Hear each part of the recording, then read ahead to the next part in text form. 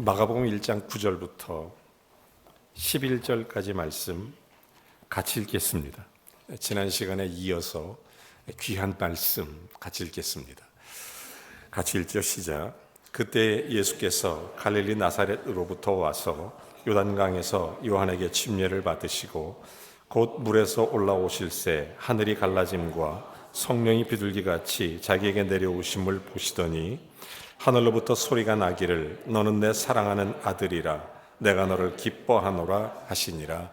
아멘. 주일입니다. 한 해를 지날 때 새 밑이 되면 금년에 내가 참 후회스럽고 잊어버리고 싶은 일들이 많다, 그런 사람 생각을 갖고 있는 사람들이 모여서 하는 게 망년회입니다. 잊어버리고 싶다.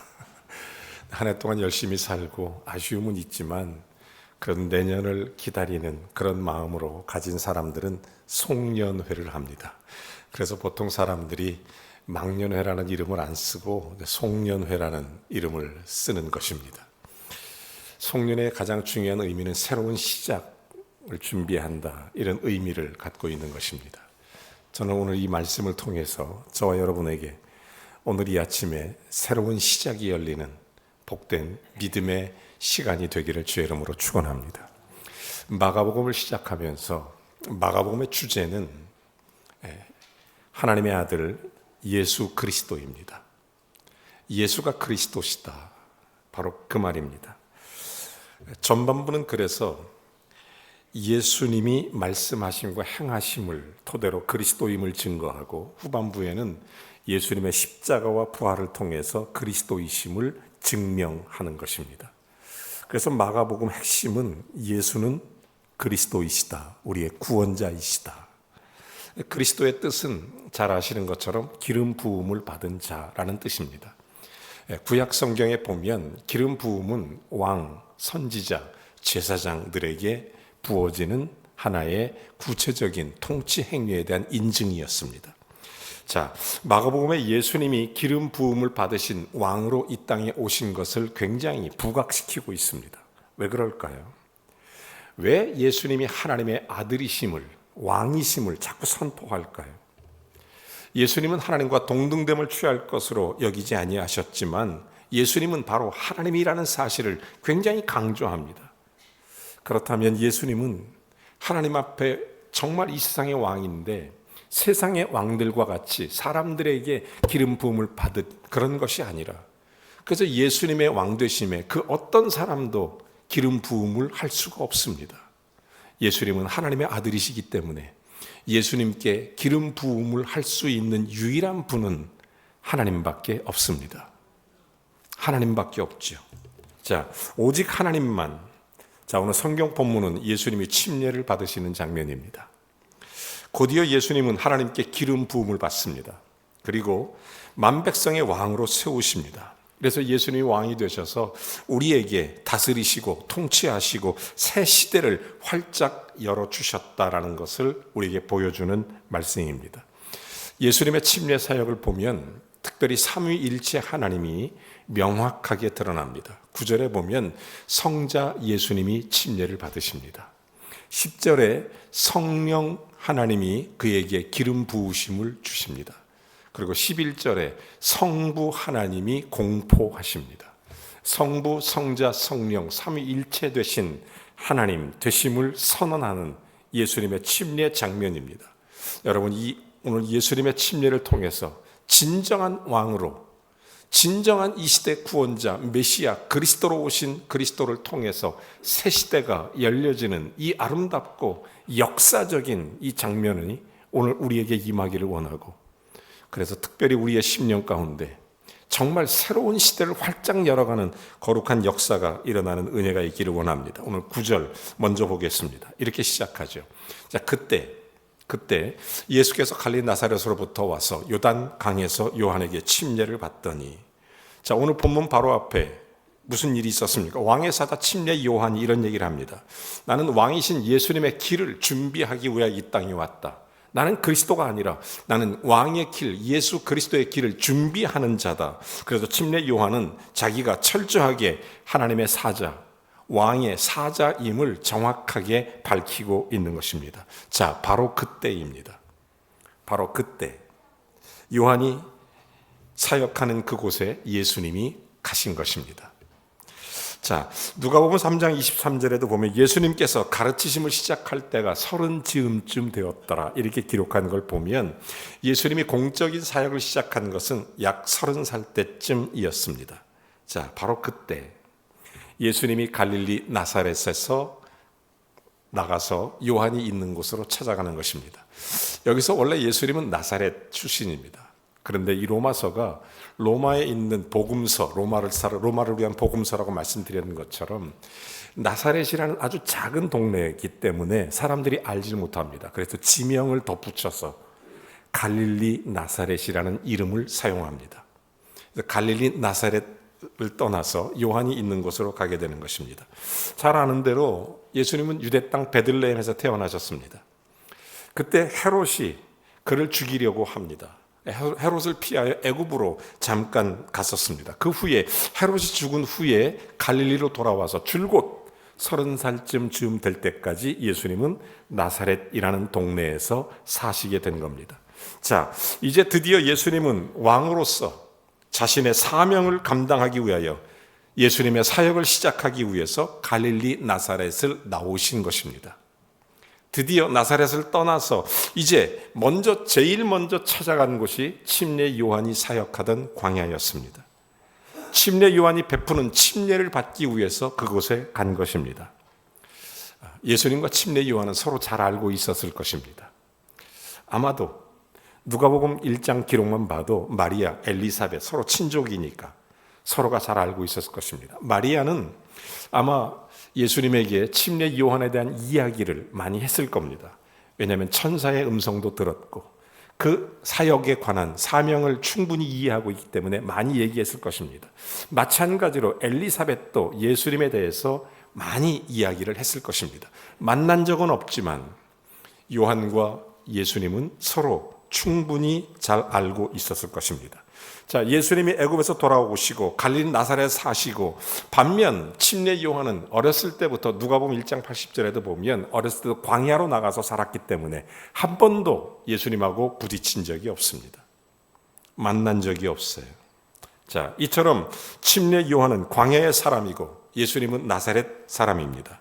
그런데 오늘 성경 본문에 예수님과 침례 요한이 만나는 것입니다. 최초의 만남, 역사적 만남, 유일한 만남입니다. 자, 그런데 이미 침례 요한은 예수님이 어떤 분이신가를 충분히 알고 있었다는 것을 얘기합니다. 요한복음 1장 30절 이런 얘기합니다. 내가 전에 말하기를 내 뒤에 오시는 그 사람이 있는데 나보다 앞선 것이 그가 나보다 먼저 계심이라. 바로 이 사람을 말하는 것이다. 이미 충분히 요한은 예수님을 알고 있었다는 뜻입니다. 31절에도 그런 얘기를 합니다. 나는 물로 침례를 주는 것, 그를 이스라엘에 나타내려고 하는 것이다. 그의 사자로서 얘기하는 것입니다. 자, 이 두 사람이 바로 그때의 실제적 만남이 이루어진 것입니다. 아무튼 이 두 사람이 서로 만났습니다. 기념비적인 역사적인 만남입니다. 왜냐하면 이 만남이 중요한 이유는 여기서부터 새로운 복음이 시작되기 때문입니다. 여러분, 복음이라는 것 말씀드린 것처럼 이완겔리온, 새로운 통치, 원래 뜻하는 그 새로운 통치자에 의한 새로운 시대가 열리는 것, 이것을 복음이라고 말씀드렸습니다. 여러분, 예수 그리스도가 우리 안에 오셔서 새로운 통치가 이루어질 때 진정한 복음의 삶이 시작된다는 것 말씀드렸습니다. 자, 그러므로 오늘 본문이 예수님이 우리의 왕으로, 우리의 구원자, 메시아, 그리스도, 통치자로 세우심을 받는, 그래서 복음의 시작이 이루어지는 역사적 사건, 이게 요한의 침례 사건입니다. 자, 침례 요한이 예수님에게 침례를 베푸는데 그가 왕으로 세운 것은 결코 아닙니다. 요한이 침례 줘서 예수님이 왕으로 세워진 것이 아닙니다. 여러분 아시는 것처럼 예수님은 사람에게 기름 부음을 받을 자가 아닙니다. 그는 하나님이시기 때문에 하나님만이 그에게 기름 부음을 주실 수가 있습니다. 그래서 예수님이 침례를 받으신 직후에 하나님이 친히 예수님을 왕으로 세우시는데 여기서 중요한 질문이 있습니다. 여러분도 아마 많이 궁금해 하셨을 것입니다. 예수님이 왜 침례를 받으셨을까요? 궁금하시죠? 당황스럽습니다. 저는 정말 처음에 많이 궁금했거든요. 침례 요한이 주는 침례는 어떤 침례라고 말씀드렸습니까?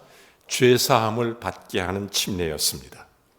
유대인이든 이방인이든 가리지 않고 침례 요한이 주는 침례는 죄사함을 받게 하는, 그런데 예수님은 하나님의 아들이시기 때문에 예수님에게는 아무런 죄가 없으십니다. 그는 전혀 회개할 필요조차 없습니다. 예수님은 죄가 없으시니까. 그럼에도 불구하고 예수님이 침례 요한에게 침례를 받으신 이유가 무엇입니까? 자, 이 문제를 침례를 베풀었던 요한도 너무 잘 알고 있었습니다. 예수님에게 왜 무슨 침례가 필요합니까? 이 문제를 너무 잘 알죠. 그래서 요한도 예수님에게 침례를 베푸는 일을 거절합니다. 거부하죠. 자, 마태복음 3장 13절을 잠깐 보십시오. 자, 이때 바로 그때입니다. 예수께서 갈릴리로부터 요단강에 이르러 요한에게 침례를 받으려 하시니 14절에 보니까 요한이 말려 이르되, 여기서 동사 진행형입니다. 미완료형 동사, 계속 말렸다는 거예요. 도대체 이게 무슨 일입니까? 이러면서 말려 이르되 내가 당신에게 침례를 받아야 되는데 당신이 무슨 내게로 와서 침례를 받는단 말입니까? 요한도 이 문제에 대해서 이해하지 못하고 있습니다. 지금 말리는 거예요. 오지 마십시오. 이렇게 하지 마십시오. 계속해서. 그런데 침례 요한이 예수님이 하시는 한마디 말씀을 듣게 됩니다. 그리고 나서 침례식을 거행하게 돼요. 예수님 무슨 말씀을 하셨을까요? 그 다음 절 15절에 보면 예수께 대답하여 이르시되 이제 허락하라. 이 사건, 이 침례가 우리가 이와 같이 하야 하나님의 모든 의를 이루는 것이 합당하니라. 이에 요한이 허락합니다. 이 말이 무슨 얘기일까요? 이때 예수님이 침례 요한에게 하신 말씀, 모든 의를 이루는 것이다. 이 침례가, 요한의 침례가 모든 의를 이루는 것이라는 말씀. 다시 말해서 예수님은 내가 침례를 받아야만 하나님이 요구하시는 의가 이루어진다는 말씀을 하시는 것입니다. 그 이후로 요한이 그 말을 받아들이게 된 것입니다. 자, 그러면 예수님 받으시는 침례와 하나님이 요구하시는 의는 어떤 상관관계가 있을까요? 왜 이런 일이 일어날까요? 두 가지를 생각할 수 있습니다. 첫째는 예수님의 순종과 또 하나가 있다면 그것은 예수님의 대속의 죽음과 관련되어 있기 때문입니다. 예수님의 순종과 죽음이, 십자가가 동시에 관련되어 있는 이 침례 사건을 예수님께서 말씀하고 있는 것입니다. 자, 먼저 예수님의 침례 받으시는 것이 왜 순종과 연결되어 있느냐? 예수님은 하나님의 뜻에 언제나 순종하셨습니다. 요한복음 1장 33절에 보면 이렇게 얘기합니다. 나도 그를 알지 못하였으나 나를 보내어 물로 침례를 베풀라 하신 그 이가 나에게 말씀하시되 성령이 내려서 누구 위에든지 머무르는 것을 보거든. 성령이 임하는 것, 하늘에서 내리는 것을 머물러 있는 걸 보거든 그가 곧 성령으로 침례를 베푸는 이인 줄로 알라 하셨기에. 여러분, 지금 요한은 이 말씀을 굉장히 중요하게 다루고 있습니다. 이 침례 사건이 예수가 그리스도이시고 하나님이신 것을 알려주는 사건이라는 것입니다. 이유가 성령이 그 위에 머물러 있는 것을 누구든지 보게 되거든 그가 곧 성령으로 침례를 베풀 자인 줄 알라. 여러분, 누가복음 7장 30절에도 이런 말이 있어요. 바리새인 율법 교사들이 침례를 받지 아니하므로 그들 자신이 하나님의 뜻을 저버렸다. 여러분, 이런 무슨 얘기입니까? 침례 요한은 지금 하나님의 명령에 따라서 사람들에게 침례를 베풀었던 것입니다. 사람들에게. 그런데 침례를 베푸는 사건 중에 그런 일이 있는데, 그럼에도 불구하고 바리새인 율법 교사들은 그 당시 침례를 거부했습니다. 왜냐하면 죄인들을 위한 회개의 침례를 주었음에도 불구하고 바리새인 율법 교사들이 그들은 거부하고 있었어요. 여러분, 결국 침례받지 않아서 하나님의 뜻을 저버렸다는 뜻입니다. 하나님의 뜻을. 그러나 예수님이 하나님의 뜻에 순종해서 침례 요한에게 침례를 받았다는 것을 강조하는 것입니다. 여러분, 예수님의 순종의 모습을 한번 잘 보십시오. 결국 예수님은 원래 전혀 죄가 없으십니다. 그러나 예수님은 우리와 같은 사람이 되셨기에 하나님의 뜻을 이루어 가기 위해서 순종하여 침례를 받으셨다고 고백하는 것입니다. 참 놀랍죠. 우리 육신을 위해서 이 땅에 육신으로 오신 예수 그리스도는 사람의 몸을 입으셨고 죄가 없으시지만 순종하여 받았다는 것을 강조해요. 그리고 또 한 가지는 예수님은 십자가의 모든 죄를 담당하고 지고 갈 하나님의 어린 양이라는 것을 분명히 밝히시는 것입니다. 그에게는 예수님은 세상 모든 죄를 담당해야만 했습니다. 자, 그러다 보니까 이때 예수님의 침례가 자신이 겪을 대속의 침례, 대속의 십자가의 죽음을 구체적으로 상징하는 것이기에 거기에 기꺼이 침례를 받으셨던 것입니다. 사랑하는 여러분, 예수님 죄가 없죠? 그럼에도 불구하고 왜 침례를 받으셨나요? 하나님의 뜻에 순종하기 위해서, 또 하나 예수 그리스도의 십자가 대속을 구체적으로 드러내기 위해서, 즉 우리의 구원자 그리스도임을 밝히기 위해서입니다. 여러분, 고린도후서 1장 21절을 보십시오. 하나님이 죄를 알지도 못하시는 이를 우리를 대신하여 죄를 삼으신 것은 우리로 하여금 그 안에서 하나님의 의가 드러나게 하려 함이니라. 여러분, 요한에게 예수님 하신 말씀, 내가 침례를 받아야만 하나님의 은혜, 하나님의 의를 드러내는 것을 알지 않겠느냐. 여러분, 이제부터 이 의미를 깊이 들어가겠습니다. 자, 여기서 예수님 순종과 대속의 죽음에 대한 결과를 설명하는 것입니다. 자, 예수님 침례받아서 하나님의 의를 이루고 뿐만 아니라 예수님 십자가에 돌아가심으로 하나님의 온전한 뜻에 순종했다는 것을 성경이 밝히고 있습니다. 바꿔 말하면 그 하나님의 놀라운 예수 그리스도의 의는 온전한 순종을 통해서 오늘날 하나님이 예수님을 대하시듯이 하나님이 요구하시는 의를 이루신 것처럼 우리를 대하시고, 반대로 예수님에게는 우리의 모든 죄를 담당한 십자가의 어린 양으로 우리의 모든 죄를 다루시는 것처럼 예수님을 다루셨다. 이것이 하나님의 의를 이루는 방식이라는 것을 설명해 주는 겁니다. 자, 말하자면 예수님 십자가 달렸을 때 하나님 마치 예수님이 우리의 삶을 사셨던 것처럼 예수님을 버리셨고 벌하셨습니다. 그 대신 하나님이 우리를 대하실 때는 하나님은 마치 우리가 예수님의 온전한 삶을 산 것처럼 우리를 대하셨다는 뜻입니다. 여러분, 예수님 하나님의 뜻에 온전히 순종하신 이 놀라운 은혜, 저는 여기서 깊이 깨닫습니다. 하나님의 의를 이루는 방법, 하나님의 의를 이루는 것, 우리가 주의 뜻, 주의 의를 구하라고 말하는데 구체적인 예수 그리스도에게 배워야 하는, 예수를 닮아가는 거룩한 삶에 하나님의 의를 이루는 구체적인 방식의 첫 번째가 있다면 순종이구나. 여러분, 저와 여러분이 하나님의 뜻에 순종하는 은혜가 있기를 바랍니다. 여기에 새로운 시작이 열립니다. 또 하나, 계속해서 10절을 보십시오. 이제 성자 예수님이 침례를 받으셔죠. 그때, 바로 그때 받았다면 10절에 이제 성령 하나님의 역사가 일어납니다. 같이 읽어볼까요? 곧 물에서 올라올새 하늘의 갈라짐과 성령이 비둘기같이 자기가 내려오심을 보시더니, 침례를 받으신 예수님이 곧 물에서 올라오십니다. 저는 이 성경을 이렇게 반복해서 계속 읽다 보니까 왜 곧이라는 단어를 써놨을까, 이게 되게 궁금했어요. 그냥 물에서 침례받고 올라오시는데 왜 굳이 곧, 마가복음에는 이 곧이라는 단어가 굉장히 많이 써 있습니다. 마가복음 1장에 11번, 마가복음 전체에 40번 이상 곧이라는 단어가 써 있습니다. 여러분, 말씀드렸듯이 로마인을 위한 복음서라고 말씀드렸죠. 여러분, 로마 사람들은 진취적이고 전투적입니다. 행동을 나타내는 단어를 굉장히 많이 사용한 것이 마가복음입니다. 그러다 보니까 곧 물에서 올라오실 때 이렇게 기록한 거예요. 곧 금방 올라왔다는 거죠. 제가 침례식을 하면서 참 재미난 사건이 하나 있었는데, 우리 교회 지금은 이제 한 분이 계시는데 침례식을 하는데 저한테 이제 침례 문답을 하고 침례 교육을 끝난 다음에 이런 얘기를 해요. 목사님, 나는 평소에 죄가 많아서 물속에 오래 있어야 됩니다. 죽을 게 많이 있습니다. 그래서 제 기억으로 딱 5초 동안 물속에 있었습니다.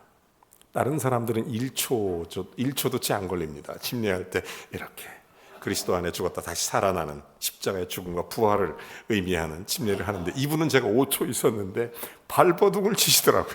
얼마나 힘들었나 모릅니다. 제가 5초 동안 누르고 있느라고. 근데 이분이 그런 얘기를 해요. 목사님, 5초가 그렇게 길은 줄 몰랐다고. 자기의 죄됨의 시간이 그렇게 길은 줄 몰랐다고. 그래서 같이 웃으면서 큰 은혜를 받은 적이 있는데, 여러분, 예수님이 죄가 적게 져서 곧 올라오셨고 우리는 죄가 많아서 오래 있어야 됩니까? 그런 뜻이 아닙니다. 진취적인 예수님의 행동 양식을 보여줘요. 곧 물에서 올라오실세. 아무튼 예수님은 침례 요한에게 침례받고 올라오셨습니다. 하나님의 요구를 이루셨고 공적으로 예수님을 만백성의 왕으로 표현하는 그런 사건이 되겠습니다. 그런데 누가복음 3장 21절에 보면 예수님이 침례를 받고 그 다음에 기도하십니다. 기도할 때 하늘이 열리죠. 하늘이. 자, 여러분, 여기서 갈라진다, 하늘이 열린다, 이 말이 무슨 얘기냐면 계속 진행하는 분사형이에요. 그러니까 하늘이 한번 쫙 이렇게 된 게 아니고 예수님이 침례를 받고 물에서 곧 올라오실 때 하늘이 계속 갈라지고 있었다라는 얘기입니다. 계속 갈라져 있다. 놀라운 현상입니다. 그러니까 그곳에 있는 요한의 침례를 받는 모든 사람들이 그 장면을 지금 목격하고 있는 것입니다. 자, 이제 그것을 다 본 현상입니다. 여러분, 구약 성경에 예언된 메시아가 이 땅에 올 때 어떤 일이 일어나는지 성경은 아주 자세하게 우리에게 이 문제를 보여주고 있습니다. 이사야서 64장 1절에 보면 이렇게 우리에게 알려줍니다. 원컨대 주는 하늘을 가르시고 하늘을 여시고 강림하시고 주 앞에서 산들이 진동하기를. 여러분, 이스라엘 백성들이 하나님께 메시아를 구할 때 드리는 기도가 뭐냐면, 하나님, 우리는 우매해서 잘 알지 못하니 우리가 알 수 있도록 메시아를 보여주고 그렇게 오도록 만들어 주십시오. 이스라엘 전체의 공동 기도문이 바로 하늘을 가르고 주의 강림하심을 보는 겁니다. 이게 메시아를 보는 이스라엘 방식들, 이스라엘 백성들의 기도문이에요. 자, 그들이 하늘을 가르고 그들에게 메시아에게 임하기를 기다리고 있습니다. 그런데 구약의 선지자 말라기 이후에 400년 동안 하나님이 말씀도 없으시고 선지자도 보내지 않으시고 계속 400년 동안 침묵하셨습니다. 하늘이 굳게 닫혀 있었습니다. 자, 그런 후에 그러던 중 하나님께서는 오랜 침묵을 깨트리고 제사장 사가랴에게 나타났습니다. 천사를 통해서. 그리고 마리아에게, 그리고 그의 남편 요셉에게 나타났습니다. 목자에게. 그런데 이 문제가 뭐냐면 어디까지나 개인적인 일이었습니다. 그 개인에게 나타난 거예요. 개인에게. 자, 그런데 지금 예수님이 침례를 받고 난 이후에 하늘이 갈라지고, 이 말은 그곳에 있는 모든 사람들이, 메시아를 기다리고 있었던, 회개의 침례를 받았던 모든 사람들이 그곳에서 지금 예수 그리스도가 강림하는 성령이 하늘로부터 내려오는, 하늘이 갈라지는 것을 지금 목격하고 있다는 것입니다. 여러분, 우리 모두가 예수 그리스도를 믿고 복음이 새롭게 시작된 사람들에게 하나님의 성령의 기름 부으심이 일어나는 놀라운 역사가 있기를 원합니다. 저는 왜 이 문제를 굉장히 중요하게 다루냐면, 이스라엘 백성의 간구대로 지금 하나님께서 예수 그리스도를 지금 모든 사람이 보는 앞에서 하늘이 갈라지고 임재하는 거예요. 메시아가 도래한 것입니다. 자, 그러면 어떤 방식으로 그들에게 하늘이 갈라지고 임하십니까? 오늘 10절 다시 보시면 어떤 방식으로 임하죠? 하늘이 갈라지고 성령이 비둘기같이 자기에게 내려오심을 보더니, 이렇게 기록되어 있습니다. 자, 삼위일체 하나님, 그 중에 성령 하나님이 강림하시는 겁니다. 성령이 비둘기같이 하늘로부터 내려와서 그 위에 머물렀더라.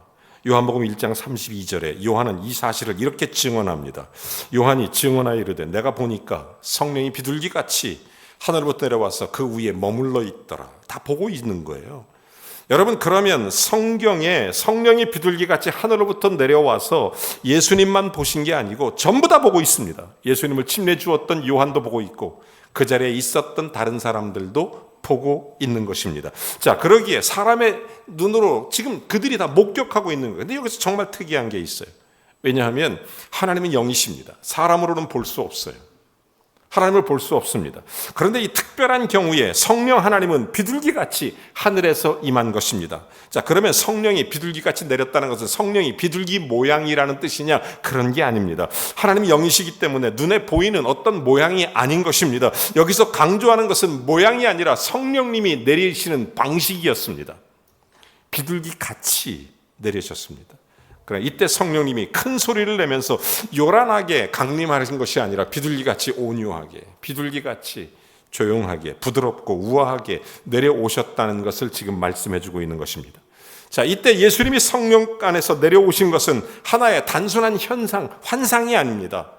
단순한 그런 환상이 아니라 모든 사람이 볼 수 있도록, 말하자면 이때 성령은 자신이 예수님에게 임하셨다는 사실을 공적으로 알리는 사건입니다. 자, 구약 성경은 메시아 그리스도가 이 땅에 오실 때, 예수 그리스도가 이 땅에서 복음을 열으실 때 하나님의 영이 어떤 방식으로 임하는지를 구체적으로 설명하고 있습니다.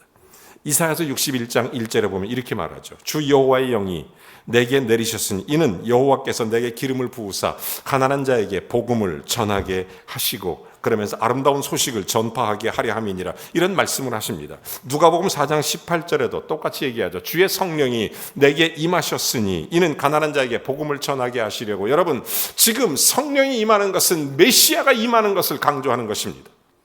하나님의 성령이 임하는, 즉 하나님 자신이 그리스도로 이 땅에 오심을 구체적으로 선언하는 것입니다.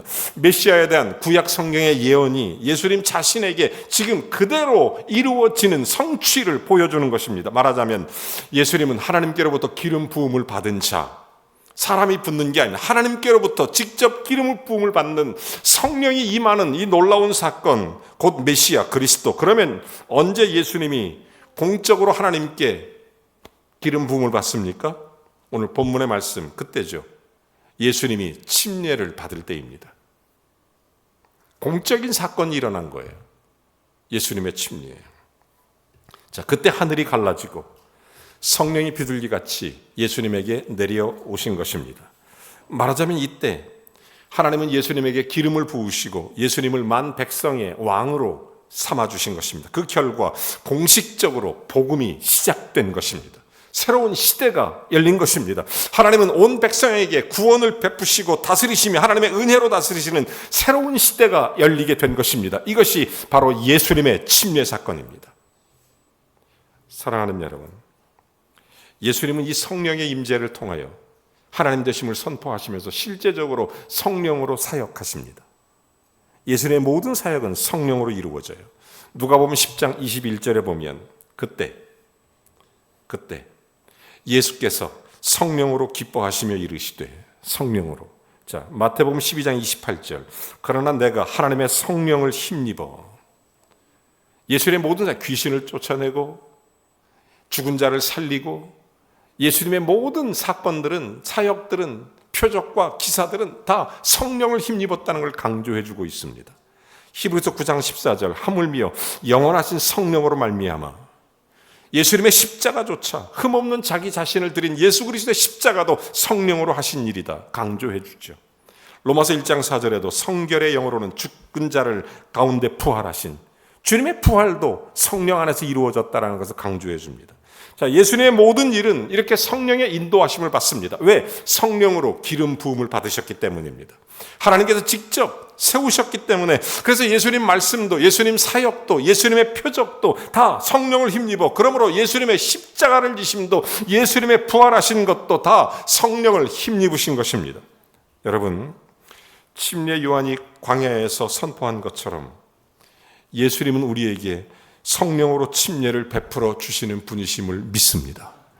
여러분, 새로운 시작은 바로 이때 열립니다.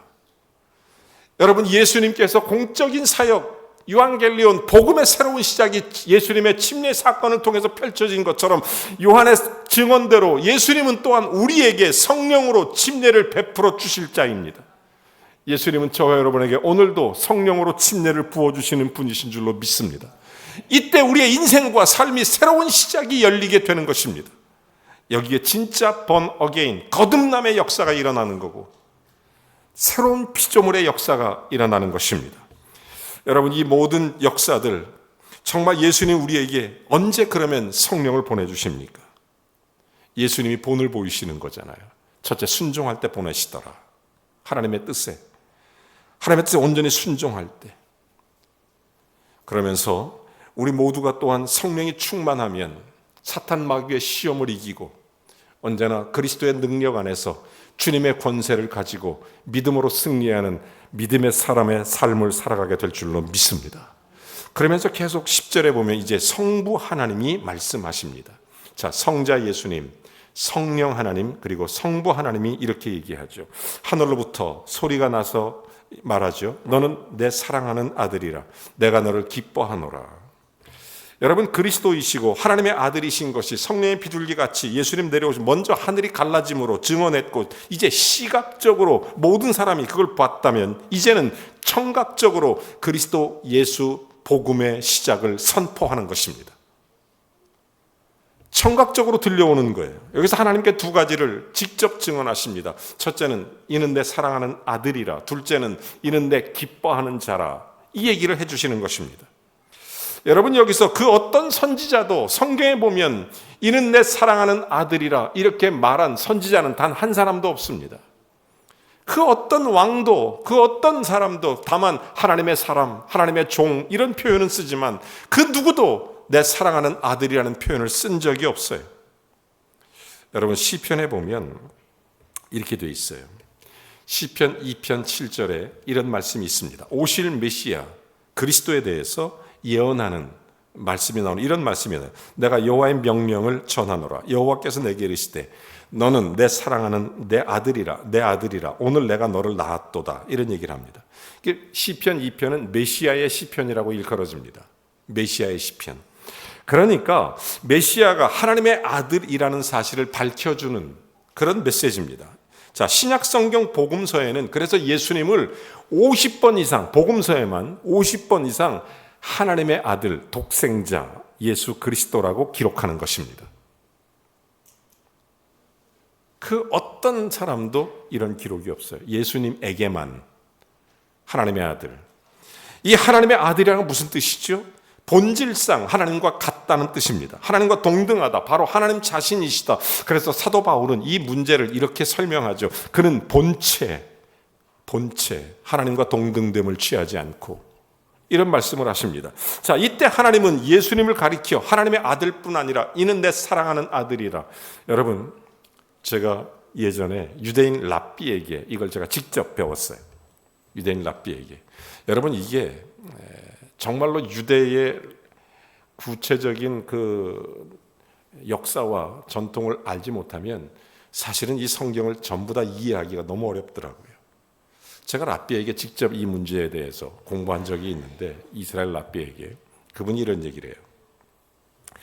하나님께서 사랑하는 아들이라고 쓴 문제, 제가 복음을 전하려고 아들 얘기를 했거든요. 그랬더니 이런 얘기를 하더라고요. 배웠는데 하나님의 아들이라는 게 무슨 의미인지 이거를 제가 공부할 수 있는 기회가 있었어요. 근데 성경에 보니까 내 사랑하는 아들이라는 단어를 쓴 게 딱 한 번 더 나와요. 창세기 22장에 보면 아브라함이 자기 아들 이삭을 번제로 드릴 때 내 사랑하는 아들 이삭이라는 얘기를 합니다. 그런데 유대인들에게 전통과 역사에 의하면 사랑하는 아들이라는 단어를 쓸 때는 반드시 독자에게만 사용한다는 것입니다. 독자에게. 그러니까 독생자 예수 그리스도를 우리에게 보여주는 구체적인 메시지가 하나님의 아들, 사랑하는 아들이라는 말을 쓰는 거예요. 자, 여러분, 예수님은 하나님의 아들 독생자. 그래서 하나님에게는 예수님 이외에 본질상 그 어떤 사람도 하나님과 동등됨을 여길 사람은 하나도 없는 거예요. 예수님만이 오직 하나님 되심을 선포하는 것입니다. 예수님만이 오직 그리스도이심을 선언하는 것입니다. 여러분, 다른 곳에 구원이 있다고요? 속지 마십시오. 성경은 오직 하나님만이 우리를 구원할 수 있는데 오직 예수 그리스도만이 우리의 복음의 시작을 알려서 예수님만이 우리의 죄를 대속하시고 예수님만이 우리에게 생명을 주시고 예수님만이 하나님의 구원을 이루심을 믿으시기 바랍니다. 여러분, 정말 이게 굉장히 중요한 메시지입니다. 여러분, 이렇게 하나님과의 관계를 설명하는 하나님의 아들 독생자, 그러면서 또 하나 이어서 얘기하죠. 이는 내 사랑하는 아들이요 내 기뻐하는 자. 하나님의 기뻐하는 자, 하나님의 뜻에 온전히 순종해서 대속의 죽음을 감당하겠다는 뜻으로 침례를 받으심이 하나님의 기쁨이 됐다는 것입니다. 즉 예수님은 이 침례 사건, 바로 그때에 곧 침례를 받고 물에서 올라오고, 그리고 성령이 비둘기같이 하늘이 갈라지면서 임하고, 그러면서 하늘에서 음성이, 그래서 청각적 시각적 하나님의 아들됨을 선포하면서 이 모든 것이 하나님의 아들 독생자이심을 선언하고 하나님과 동등됨을 선포한 이후에 기뻐하시는 자라고 말씀하시는 것은 예수님의 사역을 얘기하는 것입니다. 이는 곧 나를 위하여, 모든 백성을 위하여, 저와 여러분을 위하여 십자가를 대속해 지실 하나님의 어린 양, 예수님의 사역, 사명에 대해서 얘기하는 것입니다. 여러분, 하나님의 의가 언제 이루어집니까? 순종. 또 하나는 나에게 주어지는 십자가를 질 때 이루어집니다. 여러분, 우리가 주의 나라와 그의 의를 구하라고 성경은 끝없이 말씀합니다. 우리 인생에서 정말 하나님의 의를 구하는 것이 가장 복된 일이라고 성경이 말씀합니다. 우리에게 주어진 십자가, 내 사명의 길, 이 예수님의 사역을 선언하시는 이 놀라운 얘기, 여기에 진정한 만왕의 왕으로서의 권위가 생기게 된 것이고, 여기에 진정한 구원자 메시아 그리스도로서 하나님의 선포가 이루어지게 된 것입니다. 저는 성경 보면서 예수님께서 이런 말씀을 하신 적이 있어요. 요한이 이걸 이렇게 증언합니다. 요한복음 8장 18절 이런 얘기를 하죠. 내가 나를 위하여 증언하는 자가 되고, 예수님이 하시는 말씀입니다. 내가 나를 위하여 증언한 자, 또 나를 보내신 아버지도 나를 위하여 증언하리라. 하나님이 예수 그리스도인 것을 증언하십니다. 하나님이 예수가 만왕의 왕이시며 우리의 그리스도가 되신 것을 증언하셨다. 동일한 증언을 구체적으로 하는 것입니다. 예수님 혼자 한 것이 아니라 친히 증언한 사실, 언제 증언합니까? 예수님이 언제 하나님의 아들됨을 증언하죠? 예수님이 바로 침례받을 그때입니다. 저는 예수님의 침례 사건을 보면서 정말 깊은 은혜와 묵상하면 할수록 예수님의 침례가 주는 이 메시지가 얼마나 강하게 내 심령 속에 다가오는지 모릅니다. 우리는 정말 잘 살고 싶어 하는 사람들입니다. 하나님 보시기에 합당하게 살고 싶어 하는 사람들입니다. 어떻게 하면 주님께 영광을 돌릴까? 어떻게 하면 내 인생에 거룩한 흔적을 남기고 내 인생에 하나님의 의를 이루며 살아갈 수 있을까? 막연하고 어떤 때는 너무 힘들고, 하나님의 의 생각하면 성경의 모든 것이 파노라마처럼 머릿속에 흩어 지나갈 때 도저히 감당할 수도 없고, 그런데 성경에서 예수 그리스도가 하나님의 의를 이루는 방법을 깨닫기 시작했습니다. 순종입니다. 그리고 십자가입니다. 이게 하나님의 의를 이루는 구체적인 삶의 방식입니다. 사랑하는 성도 여러분, 예수님이 침례를 받고 여기에서 진정한 하나님의 권세가 주어집니다.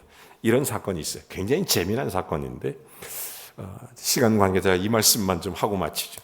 여러분, 너무너무 참 재미난 사건. 누가복음 11장에 보면, 마가복음 11장에 보면 이런 내용이 나옵니다. 자, 예수님이 사역을 거의 마쳐갈 쯤에 예루살렘으로 들어가요. 언제 들어가냐면 십자가를 지기 위해서 들어가는 그 시점입니다. 그때 유대의 지도자들, 제사장들뿐만 아니라 지도자들이 예루살렘 성전에 예수님께로 전부 몰려옵니다. 그리고 이런 질문을 던져요. 자, 28절에 무슨 권위를 가지고 네가 병자도 고치고, 무슨 권위를 가지고 네가 사람을 살리고, 무슨 권위를 가지고 하나님 나라를 선포하느냐, 이렇게 질문합니다. 30절. 그러니까 29절. 그러니까 누가 권위를 줬냐 그러니까 29절에 뭐라고 말하냐면, 예수께서 이르시되, 예수님 참 되게 재밌으신 분이세요.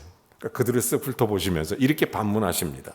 자, 나도 그러면 너한테 한 가지를 묻겠다. 이러면서 하시는 말씀이 이런 얘기를 합니다. 나도 무슨 권위로 이런 일을 하는지 대답을 해주겠다. 이 질문에 대답을 하면 나도 대답해 주겠다. 이런 얘기를 합니다. 되게 재밌죠? 30절에 그러니까 이런 얘기를 합니다.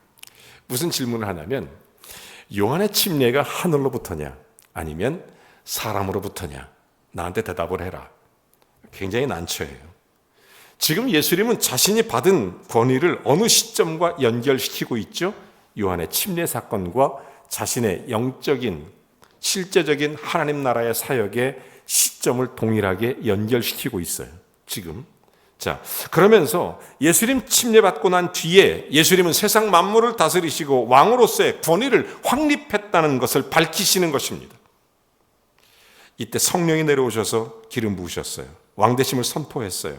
왕으로서 죄사하는 권세가 있음을 선언하셨어요. 죽은 자를 살리며 모든 것을 고치며 진리를 가르치는 권위를 그때 받으셨다는 겁니다. 공적 사건이죠. 자, 그러니까 31절에 그들이 서로 의논하며 고민합니다. 만일 하늘로부터라 하면 너는 왜 예수를 믿지 않느냐? 이렇게 할 것이고 32절 사람으로부터라 하면 사람들이 그를 선지자로 여기니까 요한을 백성이 두렵고 이때 33절에 예수님이 이 문제를 대답해 주십니다. 이런 대답을 해 주세요. 우리가 알지 못하겠노라 이렇게 말하니까 예수께서 이르시되 나도 무슨 권위로 일하는지 너희에게 말하지 않겠다. 여러분 이게 무슨 얘기냐면 하나님께서 지금 요한의 침례의 사건을 통해서 시각적으로 청각적으로 하나님의 아들 되심을 선포하셨습니다. 공적 사역을 시작하셨고 그때부터 성령을 힘입어 하나님의 사람으로 하나님으로 예수 그리스도로 우리에게 모든 죄를 사하는 권세를 가지고 지금 가는 곳마다 하나님 나라의 의를 이루어 가고 계셨습니다. 자, 그런데 아무리 성경에 약속되고 예언된 메시아 그리스도로 오셨음을 증명하고 이렇게 구체적으로 끝까지 하나님의 일들을 말씀하고 계심에도 불구하고 믿지 않는 자들, 그 사람들한테는 내가 뭐라고 얘기하겠냐? 할 말이 없다. 여러분 세상에서 제일 불쌍한 사람이 누구냐면 예수가 그리스도인 것이 믿어지지 않는 사람이 제일 불쌍한 사람이에요. 지금 그래서 예수님이 나도 너희들에게 말하지 않겠다. 그게 예수님 대답입니다. 예수님이 침례의 본을 보여주셨어요. 그러면서 예수님 우리에게 한 가지 명령을 하십니다. 여러분 잘 아시는 마태복음 28장 19절 너희는 가서 모든 민족 제자 삼고 침례를 주고 아버지와 아들과 성령의 이름으로 삼위일체 예수님도 삼위일체의 침례를 받으셨기 때문에 너희도 삼위일체 침례를 주고 저는 여기서 삼위일체 되신 예수 그리스도 우리에게 공적인 사역을 선언하신 것도 시작하신 것도 삼위일체 하나님이신 것입니다. 사랑하는 성도 여러분, 믿음으로 달려온 한 해였습니다. 우리가 주님을 정말 사랑합니다. 하나님의 의가 우리 속에 이루어지길 원하고 주님의 뜻이 이루어지기를 원합니다.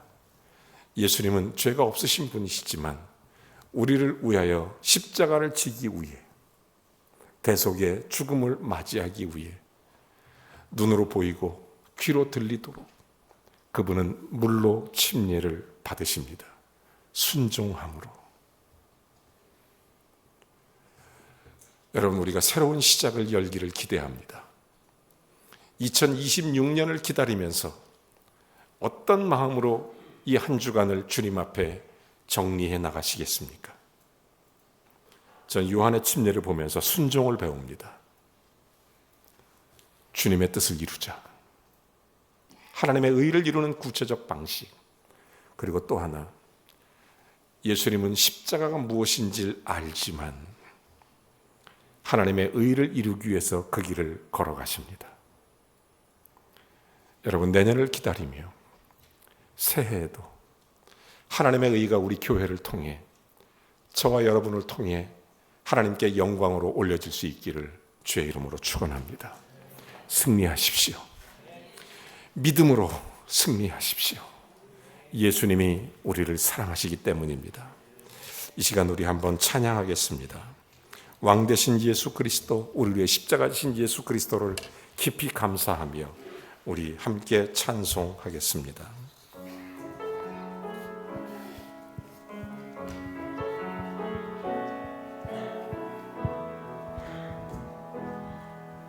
세상을 구원하기 위해 흘려야 할 피가 필요하다면 죄인을 대신하기 위해 희생의 제물을 필요하시다. 내 생명 제단 위에 드리리. 주 영광 위에 사용하소서. 아멘. 생명이 또 다른 생명 낳고 주님 볼 수 있다면 나의 삶과 죽음도 아낌없이 드리리. 그거야 다시 사는 주님 말씀 믿으며 한 알의 밀알 되어 썩어지리니 예수님처럼 살아가게 하소서. 아멘. 길 잃어 지친 양을 찾아 마음 상해 이리저리 헤매이는 한 영혼 찾아 아파하는 예수님 마음 내게 주옵소서. 십자가 온 세상 위한 그 희생 눈물로 그 길 가게 하소서. 생명이 또 다른 생명 낳고 주님 볼 수 있다면 나의 삶과 죽음도 아낌없이 드리리. 할 거야 다시 사는 주님 말씀 믿으며 하늘의 밀알 되어 썩어지리니 예수님처럼 살아가게 하소서. 주님의 침례는 순종이었고 예수님의 십자가 지심에 대한 기꺼이 우리에 대한 사랑의 공포였습니다. 하나님의 놀라운 선언, 여기에 우리가 하나님의 아들 예수님의 침례를 받는, 성령으로 침례를 받는, 그리고 하나님의 기뻐하는 자, 복음이 시작되는 것입니다. 2026년도에 여러분 인생에 좋은 소식, 하나님의 복음의 복된 소식들이 가득 차길 소원합니다. 주님이 나를 사랑하셔서 내 인생에 하나님의 의가 이루어지기를 원하는 그 의미를 정확히 압니다. 주님 순종하게 하시고 우리에게 주어진 십자가 기꺼이 지게 하시고 주님의 뜻을 이루어 가게 하옵소서. 조용히 잠깐 기도하겠습니다. 주님 감사합니다. 연약한 우리 붙들어 주시고 사랑해 주옵소서. 주님의 의, 주님의 뜻을 이루어 가게 하옵소서. 주님 고백합니다. 주님이 나의 구주, 그리스도 나의 하나님 자녀로 순종하며 나에게 맡겨진 사명 잘 감당하도록, 새로운 시작이 일어나도록, 새로운 복음이 열리도록 하나님 우리 교회를, 우리 가정을, 내 삶을 축복해 주시옵소서. 예수님이 우리에게 오신 것처럼 예수님이 성령으로 일하신 것처럼 우리가 주님의 이름으로 일하게 하시고 주님의 이름으로 새 힘을 얻게 하시고 주님의 이름으로 능력 있게 하여 주시옵소서. 주님, 2025년도 마지막 송년주일에 2026년을 그렇게 사모하며 주님을 바라보며 의지하며 나아가게 하옵소서. 예수님의 이름으로 기도합니다. 아멘. 이 시간에 우리 다 같이 일어나셔서 한 해 생각해보고, 아무리 생각해봐도 은혜입니다. 아무리 생각해봐도 여러분 너무 감사하고 하나님 너무 감사합니다. 정말 하나님의 은혜입니다. 우리 고백의 찬송을 한번 다 같이 송년주일에 부르고 축도로 예배를 마치겠습니다.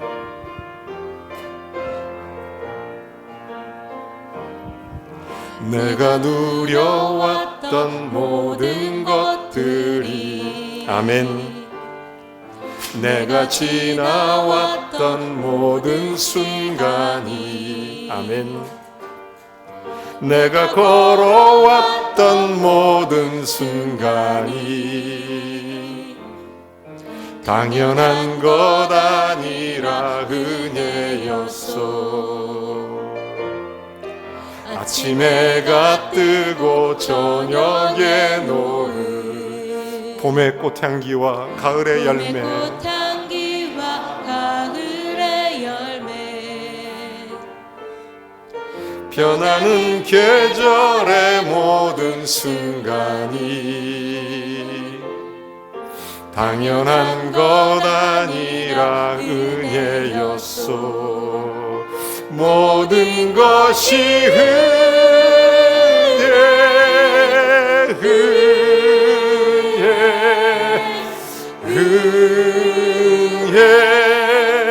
한없는 은혜.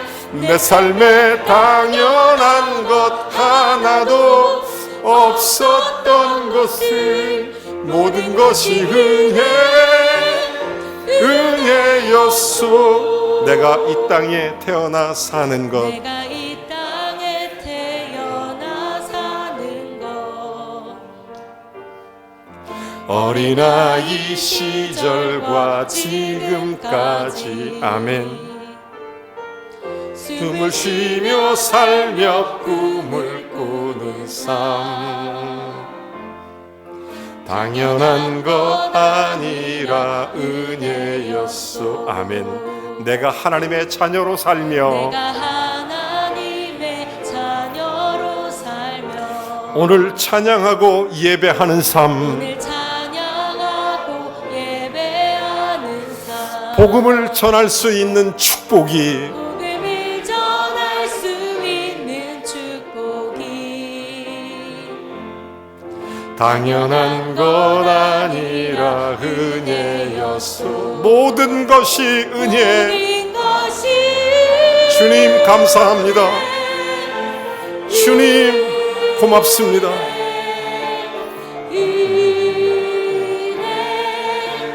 한없는 은혜. 내 삶에 당연한 것 하나도 없었던 것은 모든 것이 은혜였어. 모든 것이 은혜.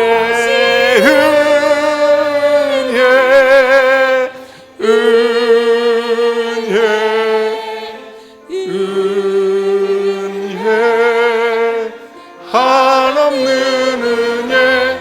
내 삶에 당연한 것 하나도 없었던 것은 모든 것이 모든 것이 은혜였습니다. 은혜였소. 아멘. 하나님께 영광 돌립니다.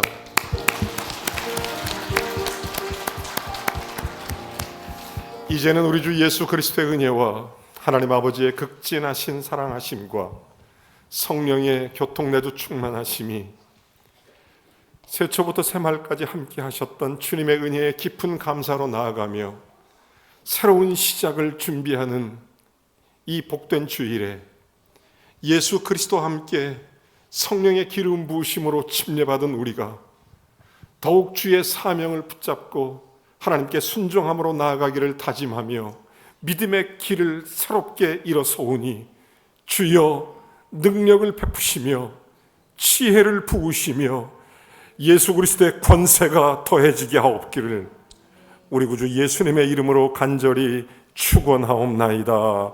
아멘.